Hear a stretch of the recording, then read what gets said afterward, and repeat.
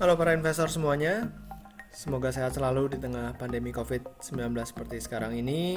Di video kali ini saya akan membahas PT Global Mediacom Tbk, kode sahamnya BMTR. Bagi yang belum subscribe, boleh tolong di subscribe terlebih dahulu karena subscribe itu gratis.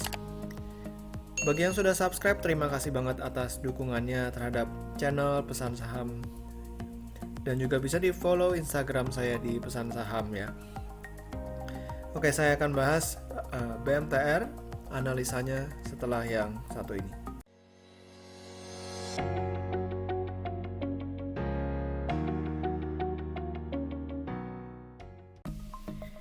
Jadi seperti biasa, saya akan memulai dulu dengan company profile.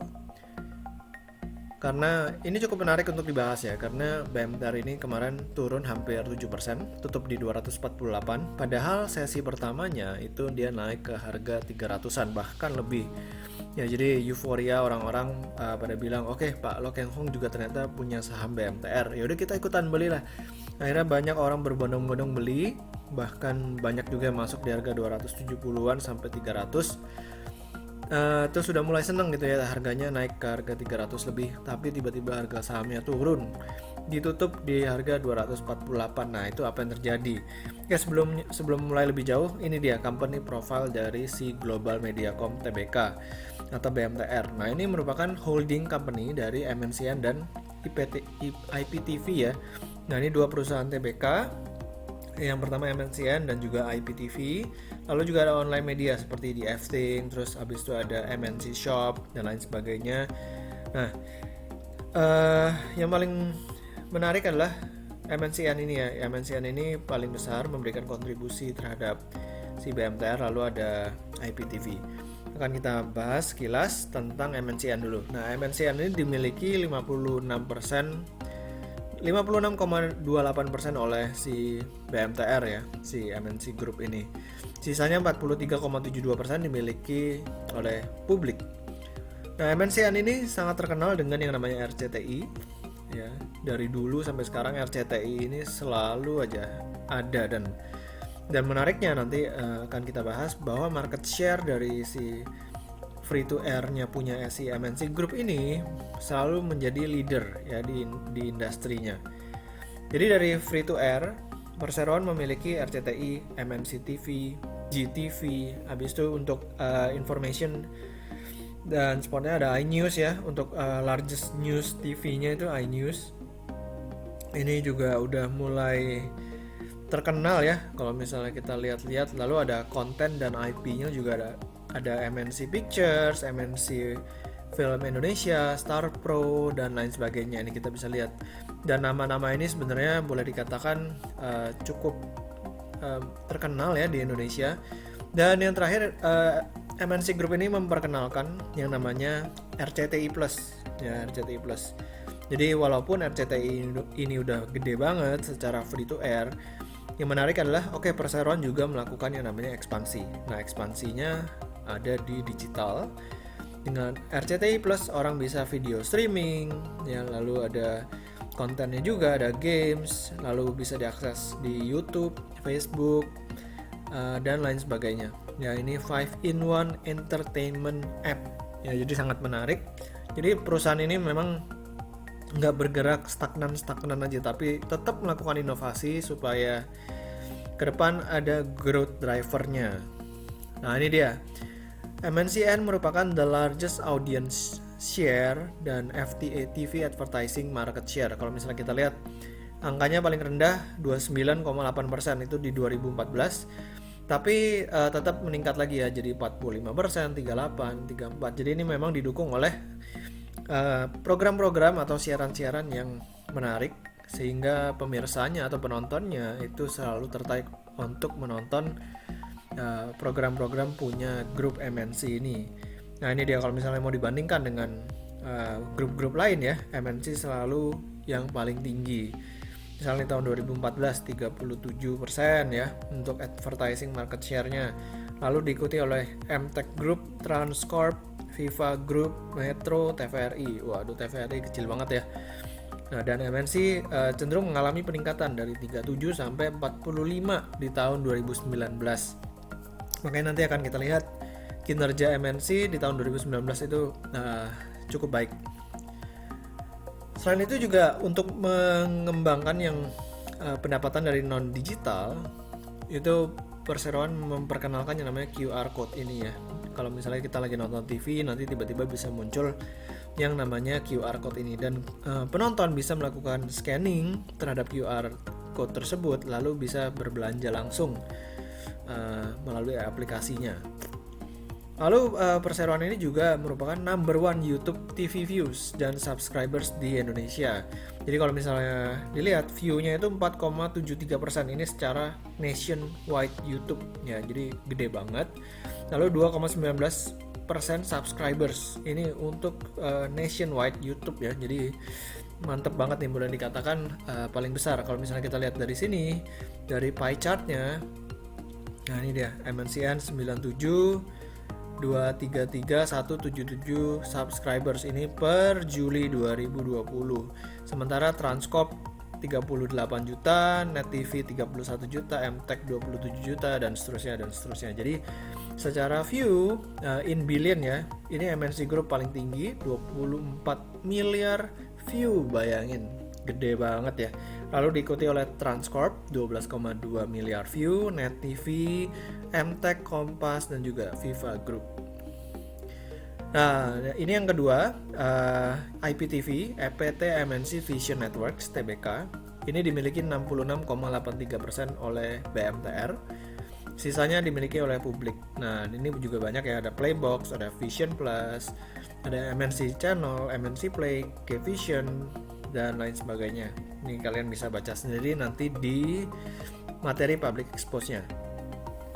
Lalu kita masuk ke dalam kinerja tahun 2019 terlebih dahulu ya. Nah ini dia.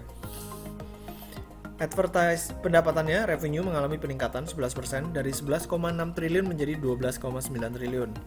Nah, pendapatan dari non-digital advertising meningkat 6% dari 6,9 T menjadi 7,3 T. Nah, yang paling menarik adalah ini, peningkatan dari advertising digital itu lompat ya 167%. Dari 261 miliar menjadi 697 miliar. Jadi ini memang terjadi peningkatan kinerja yang sangat baik, sehingga net profitnya itu meningkat 70% dari 826 miliar menjadi 1,4 triliun. Jadi ini kenapa yang tadi saya sempat sebutkan, terjadi peningkatan kinerja di tahun 2019 ya, terjadi. Kita balik lagi ya, coba kita lihat. Oke, dari sini nih, dari advertising market share-nya meningkat, sehingga ya udah kinerja dari si MNC tentu akan membaik. Oke, nah sekarang kita masuk ke first half 2020, gimana kinerjanya di tengah pandemi COVID-19, apalagi ternyata kemarin kan ada PSBB ya. Nah itu gimana tuh kinerja si MNC Group ini atau si BMTR. Nah BMTR ternyata mengalami penurunan revenue ya, dari 6,3 triliun menjadi 5,8 triliun. Dari pendapatan non-digital advertising turun 14% dari 3,7 T menjadi 3,2 T. Nah ini lumayan berdampak pada pendapatan perseroan. Walaupun pendapatan dari digital mengalami naik 26%, tapi itu naiknya cuma sekitar 80 miliar. Jadi nggak bisa menutupi penurunan dari non-digital advertising yang sebesar 500 miliar ya.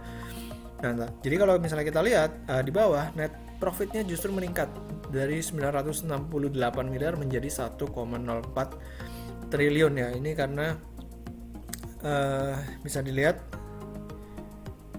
ada yang namanya unrealized on foreign exchange. Nah, ini yang membuat perusahaan ini mencatatkan kenaikan net profit. Jadi kalau misalnya dihilangkan, sebenarnya masih menurun ya, menurun tipis seperti itu. Oke, sekarang kita lanjut lagi ke harganya si BMTR ya. Sempat naik dari 212, langsung naik ngebut ke 264 di hari sebelumnya. Lalu dia turun ya ke 248. Nah, lo ini ada apa nih? Padahal dia sempat naik ke harga 306 ya. Orang udah seneng banget mungkin yang pegang dari 200-an, tiba-tiba naik ke 306. Bayangin 50% dalam satu hari. Nabung di mana gitu ya, kalau di deposito butuh berapa lama tuh buat dapetin 50%. Nah ini apa yang terjadi gitu, terjadi penjualan yang cukup masif. Kita lihat dari sini ya, dari grafiknya Nah, ini apa yang terjadi? Kalau misalnya saya lihat-lihat, ya ternyata ini tanggal 11 Agustus kemarin si BMTR ini melakukan RUPS dan ternyata keputusannya adalah tidak ada pembagian dividen tunai ya untuk buku yang berakhir pada tanggal 31 Desember 2019. Padahal kita lihat di slide tadi bahwa perseroan mencetak laba bersih 1,4 triliun. Gede banget ya. Naik dari yang sebelumnya di bawah 1 triliun. Itu naik jadi 1,4 triliun. Tapi anehnya perseroan ini tidak membagikan dividen tunai. Nah loh, jadi bingung juga ini investor loh. Kok laba sebesar itu tapi kok nggak ada pembagian dividen? Apa gitu ya alasannya ya. Dan lebih mengejutkan lagi adalah ini, ada berita muncul ya, Global Mediacom Tbk akan melakukan yang namanya private placement atau pelaksanaan penambahan modal tanpa hak memesan efek terlebih dahulu atau PMT HMETD. Nah, sebanyak 700 juta lembar saham baru. Nah, yang cukup mengkhawatirkan adalah ini ya, PMT HMTD ini akan dilaksanakan pada harga 200 rupiah per saham. Nah, ini jauh banget di bawah book value-nya. Book value-nya itu kalau nggak salah di kisaran 740-an ya, dan ini harga pelaksanaannya di 200. Nah, tentu ini akan merugikan investor secara logika ya, dan pelaksanaan PMT HMETD ini akan dilaksanakan pada tanggal 24 Agustus, sekitar 10 hari lagi ya. Dan pemberitahuan hasil pelaksanaannya adalah 26 Agustus 2020. Jadi orang udah ngelihat harga pelaksanaannya aja udah kecewanya bukan main gitu, karena harganya rendah banget di harga 200. Jadi ada investor baru yang masuk ya dengan harga 200. Nah, kalau misalnya kita lihat dari company profile, saya ambil dari RTI ini ya, kita lihat komisaris utamanya adalah Rosano Barak, lalu direktur utamanya Pak Hari Tanu Sudibyo ya. Nah, kalau misalnya kita lihat dari rasio-rasionya, sebenarnya perusahaan ini masih cukup sehat. Current rasionya 163%, debt to equity rasionya 101,59%. Nah, ini udah mentok lah harusnya. Soalnya saya selalu mencari saham yang DER-nya kalau bisa di bawah 100%, tapi ya beda-beda tipis masih oke lah ya. Yang paling menarik di sini sebenarnya adalah price to earning ratio-nya yang sangat rendah di 3,44 kali. Dan juga price to book value ratio-nya yang rendah ya, 0,33 kali. Jadi kalau udah di bawah 1 kali ini sebenarnya udah sangat menarik. Apalagi kalau price to earning ratio-nya di bawah 5, ini udah menarik banget. Nah, cuman sayangnya itu ya, perseroan melakukan yang namanya private placement di harga 200. Nah, itu gimana ceritanya gitu ya? Karena kita sebagai pemegang saham masyarakat itu akan terdilusi dengan adanya private placement itu. Kalau saya hitung-hitung dilusinya sekitar 5% ya, sekitar 5%. Nah, ini dia ya, kalau misalnya kita lihat dividen. Ya, dari sisi dividen, perseroan itu 2015, 16, 17 selalu membagikan dividen sebesar Rp5. Tapi mulai 2019 sampai sekarang itu selalu absen. Nah, ini jadi pertanyaan juga, kira-kira apa yang terjadi? Dan adanya private placement artinya kan perseroan membutuhkan cash ya kan. Membutuhkan cash. Nah, itu kenapa gitu? Kalau misalnya kita lihat dari labanya itu kan sebenarnya kan cukup besar. Jadi kenapa ini perusahaan harus melakukan yang namanya private placement? Apakah kita perlu mempertanyakan good corporate governance-nya atau tidak? Nah, itu kalian mungkin bisa komentar juga di kolom komentar. Apakah kalian meragukan good corporate governance-nya si perseroan ini atau tidak? Jadi oke ya, demikian dari saya sedikit analisa tentang BMTR. Kenapa perusahaan bisa mengalami penurunan 6% itu ya, ada kekecewaan dari investor.